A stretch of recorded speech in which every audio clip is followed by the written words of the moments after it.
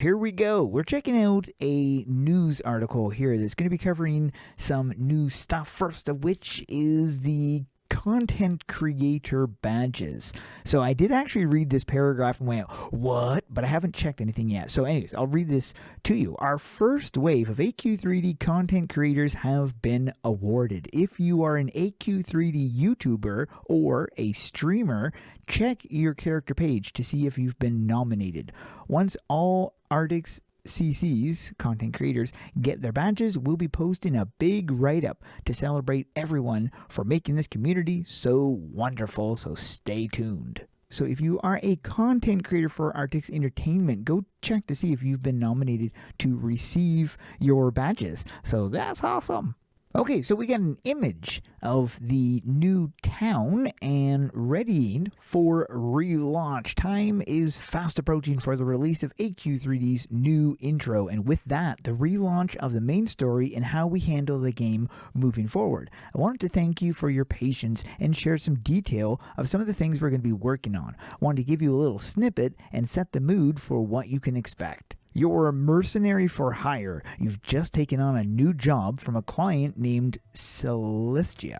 She introduces herself as a scholar of the ancient dragons, though beyond that's vague about the details of her work. And let's be real, the ancient dragons are just a bedtime story anyways. She reveals that she needs someone to accompany her while she investigates something for her research. Despite her lack of specifics, she assures you the task will be quick and the pay generous, to say the least, for what seems like a simple escort mission. Then as you agree to the job, Celestia raises her staff. You feel the air around you shoot toward her staff, meeting a point near the end of it where it begins to ripple and condense, forming a focal point as lightning-like energy cracks around the center before finally an explosion of white light. A shimmering blue portal materializes before you. She steps confidently into the portal, gesturing for you to follow. Without hesitation, you step through and the portal seals shut behind you.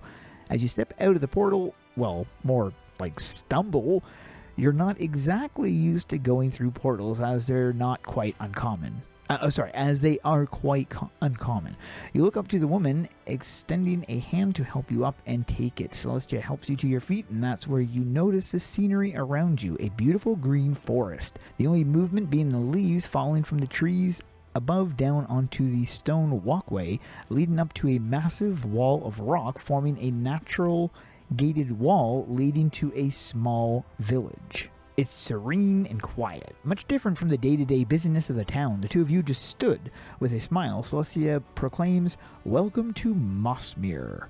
Nestled deep within the Greengard region of Lore, you find yourself just outside the massive stone walls of Mossmere, a mining village that has been the home of its people for generations, built among the natural stone formations that define the area.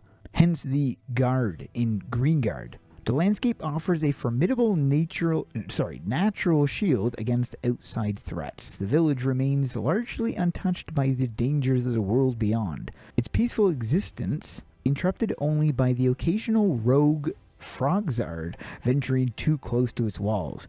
You don't know it yet, but as you and Celestia step forward towards the village of Mossmere, the secrets you uncover here will forever bind your fate to that of Lore's. Will you stand as her strongest hero when she calls to you? What can we expect after Mossmere? Mossmere is the launching point for AQ3D's newest story. Once we finish it, we will be working on the next story that takes place right after Mossmere, which will include a new version of Babylon and the Greengard region. The goal moving forward is to focus on specific zones and build it out every week with a heavy focus on fleshing the world and characters out. For example, once we start a new saga, the goal is for all releases coming out while that saga is going on to be tied in with that saga, even if it's a smaller scale side content. That way, when we finish up a zone, it has a main saga attached to it along with tons of side activities. Beyond Babylon. We all love the town of Babylon, which is why it's getting remade to feel more like the Babylon of old and to make it a bit easier to navigate. But on top of revamping Babylon, we are also making additional towns and villages for you to explore that will serve as the main hubs for the locations they're part of. An example would be Amityville for Doomwood, or eventually we would love to do the city of Swordhaven. Whoa! That's a taste of what we've been working on for the last while. All the gameplay changes we've been making, all the revamps, all the quality of life changes have been building up to this. AQ3D is evolving. It's going through possibly its biggest changes ever, but that starts from the ground up. In order to make AQ3D the best game, we need to give it a proper foundation and build it up from there. Speaking for myself here, I can't wait for you guys to get your hands on everything we've been building. On Twitter, Clarion answered some questions. This one here is saying, Guardian Towers will be within each new zone and will serve as beacons for shelter for the towns around them. I want to do Guardian stories for each of them.